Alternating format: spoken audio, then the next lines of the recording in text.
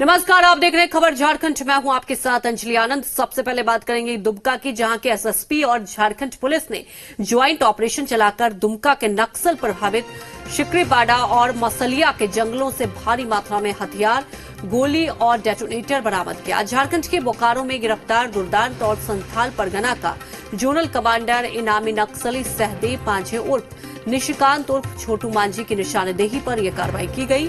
Joint operation के दौरान सुरक्षा बलों ने एक regular SLR rifle, 3 INSAS rifle, एक 303, एक कार्बाइन और 14 मैगजीन, 357 जिंदा कारतूस, डेटोनेटर 1675 पीस, स्टील कंटेनर, एक एसएलआर राइफल का चार्जर 13 पीस, 3 नोट और 3 का चार्जर 25 पीस था और समेत अन्य हथियार बरामद भी किए गए।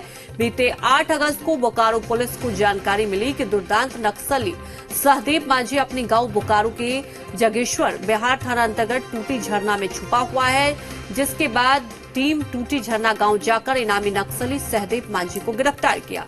पूछताछ के दौरान नक्सली सहदेव मांझी ने बताया कि वो बोकारो में एरिया कमांडर, सह जोनल कमांडर और संथाल परगना में जोनल कमांडर के रूप में सक्रिय रहा है और अनेक घटनाओं को अंजाम दे चुका है। एसपी ने कहा है कि सहदेव मांझी के खिलाफ बोकारो जिले में 37 और दुमका जिले में 10 मामले दर्ज है। संथाल परगना में वह जोनल कमांडर निशिकांत के नाम से सक्रिय था। पूछताछ के दौरान सहदेव ने यह भी बताया कि दुमका में उसने और उसके साथियों ने कई जगहों पर हथियार छुपाकर रखा है। बोकारो के पुलिस अधीक्षक चंदन झा से संपर्क होने के बाद गिरफ्तार नक्सली सहदेव मांझी को दुमका लाया गया और उसकी निशानदेही पर एसएसपी और पुलिस की ज्वाइंट टीम ने शिकारीपाड़ा और मसलिया से भारी मात्रा में हथियार और विस्फोटक बरामद किया।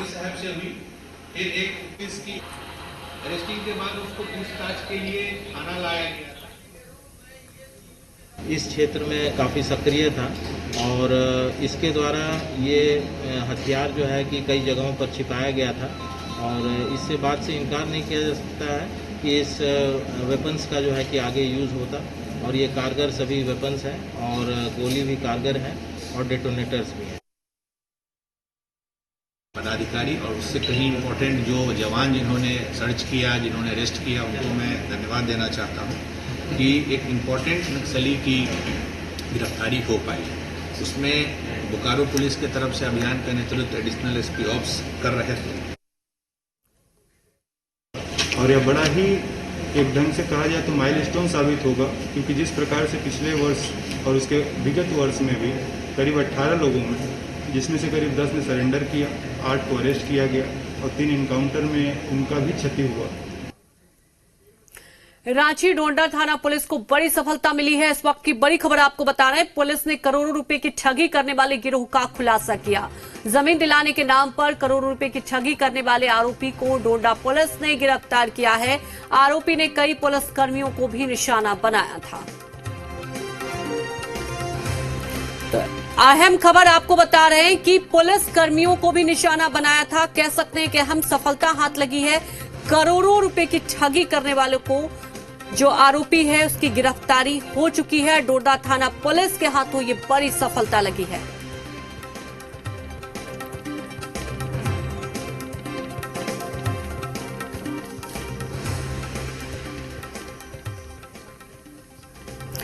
देवघर के देवीपुर में टंकी बनाने के दौरान नीचे उतरे 6 लोगों की मौत हो गई। घटना के संबंध में देवघर के डीसी कमलेश्वर प्रसाद सिंह ने बताया है कि देवीपुर चौक के पास एक मकान में टंकी का निर्माण हुआ था। ठेकेदार और परिजन दोनों मिलकर उससे सेंटरिंग की लकड़ी खोलने के लिए टंकी में उतरे थे, लेकिन अचानक एक गैस का एहसास हुआ और देखते ही देखते 6 लोगों की जान चली गई।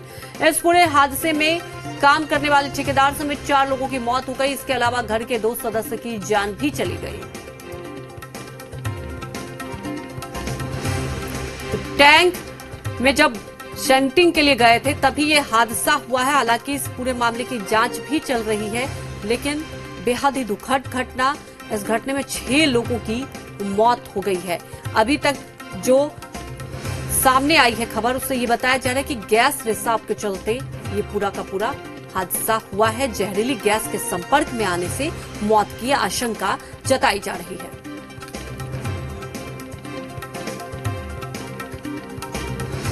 के क्रम में घर के मालिक और उनके परिवार के लोग और कुछ और लोग एक मजदूर भी है। ये सब एक एक करके टंकी में गए हैं। जब एक बाहर नहीं निकला है तो दूसरे भी उनके तलाश में नीचे गए हैं और क्रमशः इस तरह से सबकी मृत्यु होती गई या बेहोश होते गए। कितने लोगों की मौत हुई सर? टोटल 6 लोग लाए गए।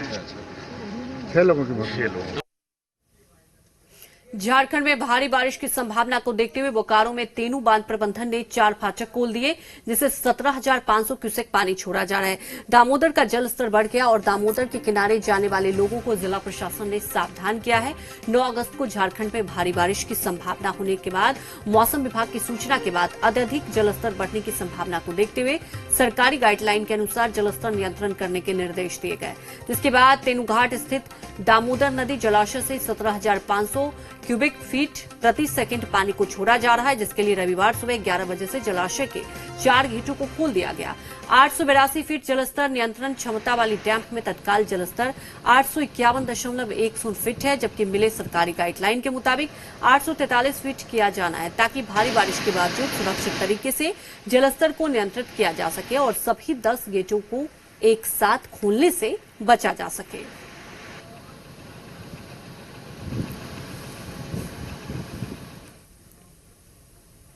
झारखंड में आज बारिश ने जमकर कहर ढाया। मूसलाधार बारिश से जहां किसानों की फसल बर्बाद हो गई, तो वहीं कई घरों में पानी घुसने से जनजीवन अस्त व्यस्त हो गया। मानसून का जलजला, बारिश, बाढ़ और बर्बादी। मूसलाधार बारिश ने मचाई तबाही।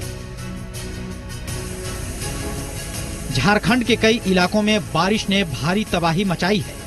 चतरा के पथलगड़ा में मूसलाधार बारिश ने जमकर तबाही मचाई। करीब 3 घंटे तक हुई मूसलाधार बारिश में कई कच्चे मकान गिर गए। बारिश का पानी 200 से अधिक घरों में घुस गया, जिससे घर में रखे अनाज सहित अन्य सामान बर्बाद हो गए। बारिश की भयावहता का अंदाजा इसी बात से लगाया जा सकता है कि पथलगड़ा के रेवा पुल के ऊपर से करीब 2 से 3 फीट पानी बह रहा था, जिससे आवागमन कुछ देर के लिए बंद हो गया। गढ़वा के चंदवा टोरी रेलखंड के पसराही के पास 212 LHS नंबर की अंडरग्राउंड ब्रिज में कीचड़ और जल जमाव से करीब आधे दर्जन गांव के लोगों को आवाजाही में कठिनाई हो रही है। ब्रिज का काम आधा अधूरा छोड़ दिए जाने और अंडरपास ब्रिज में जल निकासी की कोई व्यवस्था नहीं होने से बरसात के मौसम में भारी समस्या खड़ी हो गई है। लोग पुल के नीचे से न जाकर ऊपर की रेल पटरी से गुजरकर अपनी जान जोखिम में डाल रहे हैं। जामताड़ा में अवैध बालू उत्खनन के कारण यहां की रजिया नदी पर बने भालसुधिया पुल के अस्तित्व को खतरा उत्पन्न हो गया है। पुल के नजदीक बालू का लगातार अवैध उत्खनन किया जा रहा है। इसका नतीजा है कि बारिश में पुल का पिलर जमीन से बाहर निकलने लगा है। अब लोगों को ये भय सताने लगा है कि कहीं पुल ध्वस्त न हो जाए। बारिश के कारण कई गांवों के सैकड़ों घरों में पानी घुस गया, तो पानी में धान, मिर्च, मकई समेत अन्य सब्जियों की खेती डूब गई है, जिससे किसानों को भारी नुकसान होने के साथ आम जनजीवन अस्त व्यस्त हो गया है। ब्यूरो रिपोर्ट, जी मीडिया। प्रदेश के सबसे बड़े अस्पताल रिम्स में प्लाज्मा बैंक की शुरुआत इस उम्मीद के साथ की गई थी कि लोग एक दूसरे की जान बचाने के लिए आगे आएंगे, लेकिन 28 जुलाई से अब तक मात्र 7 लोगों ने प्लाज्मा डोनेट किया, जिससे रिकवरी रेट पर असर हुआ है। प्लाज्मा के लिए तरस रहा है प्लाज्मा बैंक। 13 दिन में मिले 7 डोनर। कोरोना की तेज रफ्तार, लेकिन डोनर पड़े सुस्त। जी हां, रिम्स में प्लाज्मा बैंक की शुरुआत इस उम्मीद के साथ की गई थी कि कोरोना के बढ़ते संक्रमण पर ब्रेक लगाने के लिए ठीक हो चुके मरीज आगे आएंगे और प्लाज्मा थेरेपी के जरिए एक दूसरे की जान बचाकर कोरोना को परास्त कर देंगे। लेकिन आपको जानकर यह हैरानी होगी कि राजधानी रांची में ही अब तक 1460 लोग ठीक हो चुके हैं, लेकिन 28 जुलाई यानी प्लाज्मा बैंक की शुरुआत से लेकर अब तक केवल 7 लोगों ने ही प्लाज्मा डोनेट किया है। पूरे राज्य की बात की जाए तो अब तक ठीक हुए मरीजों की संख्या 8,391 को पार कर गई है, लेकिन प्लाज्मा डोनेशन के लिए कोई आगे आने के लिए तैयार नहीं है। अगर ठीक होने वाले मरीज प्लाज्मा डोनेशन के लिए आगे आते हैं तो ठीक होने की रफ्तार और भी तेज हो सकती है, लेकिन लैब इंचार्ज राजीव रंजन की माने तो अब तक सिर्फ 10 लोग ही प्लाज्मा डोनेट करने के लिए पहुंचे, जिनमें से 7 लोगों का प्लाज्मा डोनेट हो पाया। वो भी मरीजों को दे दिया गया है। फिलहाल ब्लड बैंक में अब प्लाज्मा नहीं है। ऐसे में लगातार प्रशासन लोगों से संपर्क कर रहा है, लेकिन ठीक हो चुके लोग आगे नहीं आ रहे हैं, जिससे गंभीर मरीजों को इसका फायदा नहीं मिल पा रहा है। बहुत लोग थोड़ा सा रिपीट हॉस्पिटल आने से डरते हैं, जिस वजह से आना नहीं चाहते हैं, जिससे कि बाकी लोग को अवेयरनेस करना पड़ेगा, उनको फोन करके और बाकी तरह से। इधर रांची उपायुक्त छवि रंजन कहते हैं कि कोविड-19 से जंग जीतने वालों में प्लाज्मा डोनेट को लेकर जागरूकता का अभाव है। सभी डेटा तैयार करने के बाद सभी सिम्टोमेटिक एंड एसिम्टोमेटिक दोनों तरह के पेशेंट्स को हम लोग कॉल करेंगे, उनको मोबिलाइज करेंगे, उनको अपील करेंगे और एक प्लाज्मा डोनेशन कैंप, साथ ही साथ ब्लड डोनेशन कैंप भी हम लोग आयोजन करने का निर्णय लिए हैं। संक्रमण के बढ़ते मामलों के बीच प्लाज्मा दान महादान माना जा रहा है। ऐसे में जरूरी है कोरोना की जंग जीत चुके लोग इस महामारी को मात देने के लिए आगे आए। मदन सिंह, जी मीडिया, रांची। कोरोना संक्रमण से बचाव के लिए केंद्र राज्य सरकार द्वारा जारी दिशा निर्देशों में मास्क का उपयोग किया जाना भी शामिल है। बाजारों में विभिन्न प्रकार के मास्क की बिक्री भी हो रही है। पिछले कुछ दिनों में से बाजारों में तिरंगा मास्क भी धड़ल्ले से बेचा जा रहा है, लेकिन रांची जिला प्रशासन ने ऐसे मास्क की बिक्री पर रोक लगा दी और इसकी वजह है तिरंगा का अपमान। अपर जिला दंडाधिकारी विधि व्यवस्था अखिलेश सिन्हा ने कहा कि मास्क का कुछ दिनों तक उपयोग करने के बाद लोग इसे फेंक देते हैं। ऐसे में तिरंगा मास्क का इस्तेमाल कर फेंक देना राष्ट्रीय ध्वज का अपमान होगा।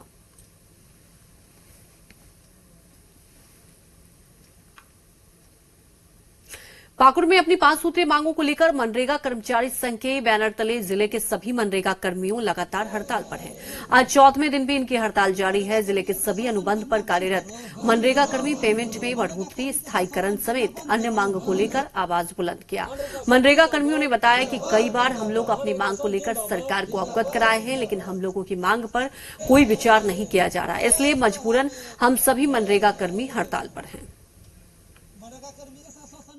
अगर सरकार हम लोग की बात नहीं मानती है, हम लोग अनिश्चितकालीन का हड़ताल तो पहले से ही ऐलान कर चुके हैं, लेकिन अगर सरकार के द्वारा मेरे पास में कोई नहीं निर्णय लिया जाता तो हम लोग कर सकते हैं, वो भी आत्मदाह ही कर सकते हैं। 14वां दिन आज हड़ताल जारी है और ये अनवरत जारी रहेगा जब तक हमारे सभी मांग को सरकार नहीं मान रही है। सरकार ने हमारे जैसे 5000 कर्मी के जगह 50,000 जैसे एलपीएस दीदी लोग से काम चला रही है। इसको अब औकात का पता चल जाएगा जब 15 दिन में हमारा पीडी का रिपोर्ट आएगा। यह सच है कि मनरेगा कर्मी अभी हड़ताल में है। मनरेगा के बीपीओ, मनरेगा के जेईई, मनरेगा के रोजगार सेवक सभी हड़ताल में चले गए हैं, लेकिन इससे हम लोग काम प्रभावित नहीं होने दे रहे हैं। तो प्रखंड स्तरीय जितने कर्मी थे पूर्व में, वो सभी जोर शोर से लगे हुए हैं। प्लस इसके अलावा विभाग के डायरेक्शन के हिसाब से जेएसएलपीएस के जो भी सखी मंडल की दीदी हैं, सक्षम दीदी जो लोग हैं, उनको प्लस जेएसएलपीएस के अन्य कर्मी जो हैं उनको भी हम लोगों ने काम पे लगाया है। जेएसएलपीएस के हर एक सक्षम दीदी को एक एक गांव में हम लोगों ने टैग किया है ताकि वो उनके दरमस्टर ले आया और ले जाया जा सके। राजधानी रांची में इन दिनों साइकिल प्रेमियों की संख्या काफी बढ़ गई। लॉकडाउन के दौरान लोगों के कामकाज ठप पड़ गए। ऐसे में लोगों ने खाली समय में साइकिलिंग शुरू किया। ये लोग अपने आप को फिट रखने के साथ साथ पर्यावरण को भी स्वच्छ बनाने में मदद कर रहे हैं। तुपुदाना से 25 लोगों का ग्रुप प्रतिदिन मोहराबादी मैदान आता है। ये तकरीबन 40 किलोमीटर का सफर तय करते हैं। इसमें हर वर्ग के लोग शामिल हैं। एक्चुअली अभी क्या था, बिल्कुल खाली थे, काम बहुत कम होता था और काम था ही नहीं। इनफैक्ट घर में बैठे बैठे कैसे टाइम कटे, तो चलो कुछ फिजिकल एक्टिविटी बढ़ाया जाए, फिर आ गए यहाँ पर साइकिलिंग करने के लिए। इधर काफी क्रेज बढ़ा है, साइकिलिंग का ही नहीं, इवन मॉर्निंग वॉक करने वालों का भी क्रेज बढ़ा है। हम तो पास में ही रहते। लॉकडाउन कुछ लोग अवेयर हो गए हैं, ये आपको जब से कोरोना का काल आया है। प्राइवेट साइकिल ज्यादा चल रही है, जो कि गवर्नमेंट के द्वारा जो की गई थी वो अभी नहीं चल रही है। प्राइवेट ही की बात कर रहे हैं। हाँ, प्राइवेट में चल रही है। कहीं निकलना बंद था तो सोचे साइकिल ही चला लेते हैं, अच्छा रहेगा हेल्थ के लिए। क्या कुछ फायदा मिला है? हाँ, इम्यूनिटी थोड़ा सा तो बढ़ता ही है। मतलब अब थकान नहीं लगता। शुरू में तो थकान होती थी आने में, अब नहीं लगता है। विश्व आदिवासी दिवस पर आज सीएम हेमंत सोरेन पर रॉ में नजर आए। खुद गाड़ी ड्राइव कर नीलांबर पीतांबर पार्क पहुंचे। पारंपरिक वेशभूषा में मादर पर भी हाथ आजमाया और फिर शहीद नीलांबर पीतांबर की प्रतिमा पर माल्यार्पण किया। मांदर की थाप पर झूमता मन।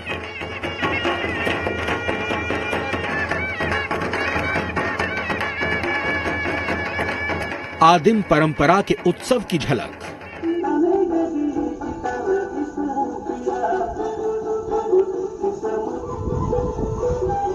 साल और करम के साथ नीलांबर पीतांबर को नमन।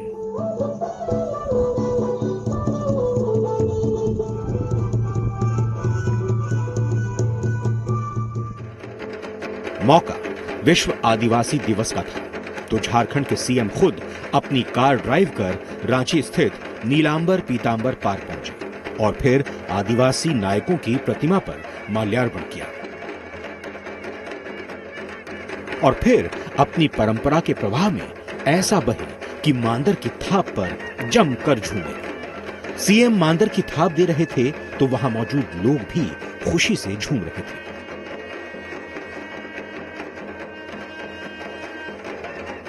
मांदर पर हाथ आजमाने के बाद सीएम ने अपने हाथों से साल और करम के 2 पेड़ लगाए और जोहार के संबोधन के साथ उन्होंने प्राकृतिक सौंदर्य के बीच में रहने वाले आदिवासी जनमानस के प्रकृति प्रेम को खूब जाहिर किया। प्राकृतिक सौंदर्य के बीच में रहने वाला ये समूह, समाज और प्राकृतिक सांस्कृतिक व्यवस्थाओं को अपने सीने से लगाकर चलने वाला यह समाज निश्चित रूप से ये गौरव की बात है।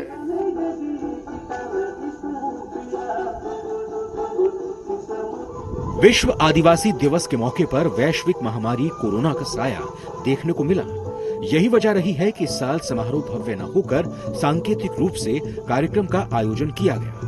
आदिवासी दिवस के अवसर पर उत्सव और धूम के बीच सीएम को कोरोना के संक्रमण की भी चिंता थी। संक्रमण के उतार चढ़ाव पर भी नजर है। ऐसे परिस्थिति में इस महामारी से जंग भी लड़ना है और जीतना भी।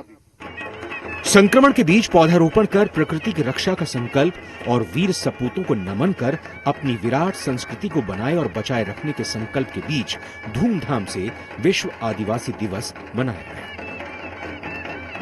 सौरभ शुक्ला, जी मीडिया, रांची।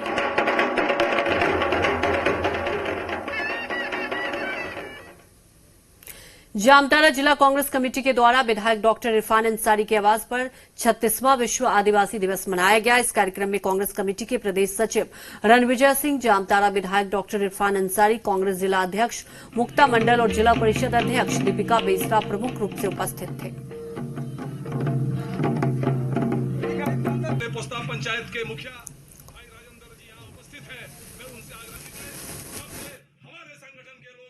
जितने भी आदिवासी नेता बने, जब से झारखंड अलग हुआ किसी ने ध्यान नहीं दिया आदिवासियों का। एकमात्र शख्स है हमारे हेमंत सोरेन जी, जो युवा हैं, तेज तर्रार हैं और हर मुद्दे पर हम लोग वार्ता करते हैं उनसे।